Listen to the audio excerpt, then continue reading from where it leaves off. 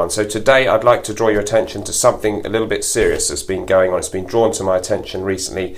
It looks like, I'm afraid, one of the well-known fragrance reviewers has been buying fragrances with his own money. That's right, they've not come free from Notino, he's not sponsored, they're not free from the company who makes them or anything like that. They've just been going to the shop or online and buying fragrances that he's interested in and then giving an honest review of how they smell and the historical context in which they were released. There's hardly any top 10 lists.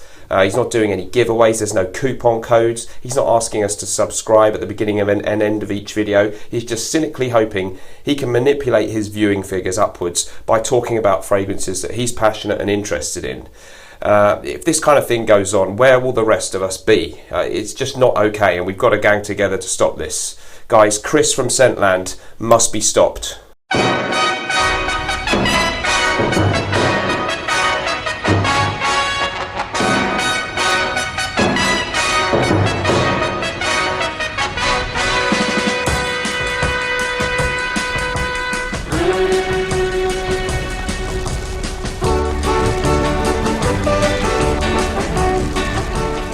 Hello everyone, welcome back. So thanks very much for joining me, and as we're going to be talking about some vintage fragrances today, of course I wanted to pay tribute to one of my favourite reviewers there in the intro, Chris from Scentland. I'll put the link to his channel in the description below. He knows so much about vintage fragrances. He's doing a series at the moment where he highlights certain years and does all the good fragrances from that year, 1991, 1989, so on and so forth. Really interesting, very knowledgeable, much more so than me about these vintage fragrances, and has indeed inspired me to purchase some of the ones that I'm now happy to own. So let's get into my video. My scent of the day was one of the ones I'm going to talk about, YSL's Pour Homme from 1971. Let's find out what the others are. Here we go. Okay, so I will start off with Yves Saint Laurent's Pour Homme from 1971. This is an absolute classic citrus fragrance, still available today in the reformulated La Collection box, which apparently smells pretty good. Well, I've tried it and they're very similar. I haven't really tested them extensively, but anyway, this is an older bottle, probably from the 2000s, early 2000s or something like that, when it still had the old style bottle.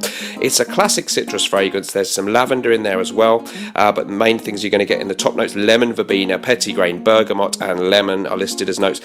Also, you've got rosemary, carnation, geranium, so there's some florals in this one. In the base you've got sandalwood and there's patchouli, and maybe almost a kind of leathery feel, but certainly an underlying masculinity about this one, with some very nice lemony citrus opening notes, a bit like Armani's Eau Pour Homme that came later in 1984. So if you like this, you might want to try this one out. It's very citrusy and fresh, but it's got this underlying heavy masculinity that ties it back to the 70s and the 80s kind of fragrances, not your modern type of citrus freshy. So it's got something that many people may not find appealing, with a sort of underlying rugged masculinity, but a very interesting blend of herbaceous notes, citrus notes, and some florals, and a rugged 80s or let's say 70s masculinity.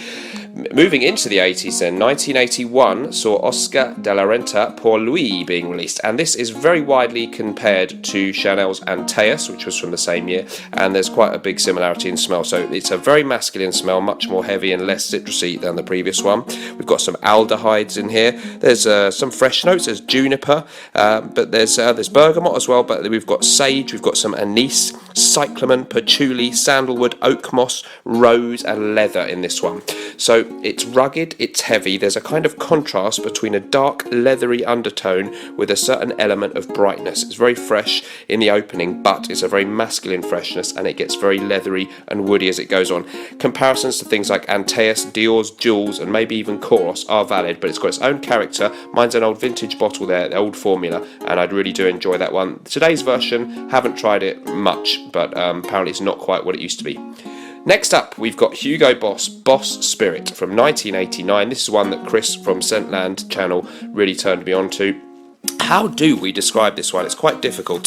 So yeah, Boss Spirit, 1989 release, described as a woody chypre. It's spicy, it's refreshing, it's manly. I think it feels a bit like a fougere, sort of a green fragrance, but it's not quite like the old ones that had gone before in the 70s and 80s. It's got something quite unique. One of the notes listed, interestingly, is truffle, actually. Also, there's some tarragon, there's lavender, there's a mintiness in this one. It's got peppermint in the notes and a really, really nice green herbaceous element with kind of spicy notes and a certain freshness, but not really a citrus freshness. So it's a kind of green green, mossy type of freshness with a certain sort of spiciness about this one that's really hard to put your finger on. Woody, spicy, fresh, masculine, but not citrusy, and quite grown up by today's standards. Has to be smelled really to be understood. Doesn't compare very closely to anything I've smelled, but I do find that I really like it. Next up, we've got Dolce & Gabbana Masculine, moving right up to the very end of the 21st century. 1999 saw the release of this one. It's a citrus aromatic, petitgrain, bergamot, orange blossom, clary sage, mint, basil, jasmine, caraway, teak wood, fig leaf, musk cedar and vetiver. So it's a very pleasant, kind of typical in a way designer smelling freshy, but I think a really good example of this from the 1990s. It got a bit more guts than some of the ones that we have nowadays. It's a spicy citrus mixture for me, this one. Spicy citruses mixed with a manly woodiness, and it compares a little bit maybe to some Acqua di Parma Colonias or something like that, maybe a little bit lower quality rendition of those, but although it doesn't smell hugely natural and maybe you can tell there's quite a lot of synthetic notes in this one, it's nicely done. It projects really nicely, gives a very nice late 90s aftershave fresh kind of smell, which I still find interesting and wearable today. If you like things like Aventus, this has the same kind of vibe. I'm not saying it smells like it, but it's got the same kind of feel.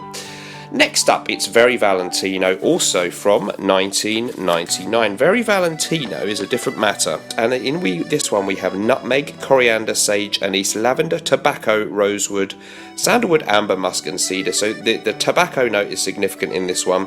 There's quite a bit of sweetness in it, and I think the lavender also gives it something of a barbershop feel. It's often actually compared to Dolce & Gabbana's sought after By Man from 1997. So if you like that one, you might just like this. So a nice sandalwood note combined with some tobacco and a certain barbershop vibe, a sort of sweet post Jean-Paul Gaultier Lamal barbershop feel about this one, if that makes any kind of sense. Really enjoyable. Just got a small 30ml one there, still getting to know it, but I find it a really nice fragrance that you can find for not crazy prices online, as is the case with all of these. If you're lucky, if you shop around, they might not cost the earth to get these old bottles, because they're not the world's most hyped ones. At this point, I should mention performance on all these fragrances. So I'm still getting to know a lot of them because they're reasonably recent acquisitions, but I would say all of them perform well. They're in the good category, except maybe Very Valentino seems a little bit light actually so far. The others, good performers from what I can tell so far. So I hope you've enjoyed them there. They are my little friends there.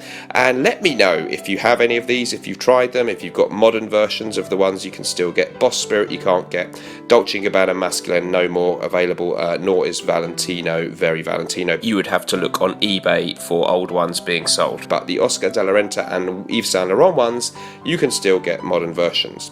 So thanks very much for sticking with me throughout the video. There are some great old smells out there online, so if you want to take a little bit of a chance on eBay with a bit of a blind buy now and again, or maybe a miniature to try stuff out, some of these old discontinued designer ones or ones that are now reformulated can be really interesting for us fragrance collectors. Whether you're young or old, there could be a smell that works for you. So let me know what you think, if you've got any great vintage gems that I've missed out. And as ever, whatever we're doing in life, let's project. See you in the next video. Bye bye.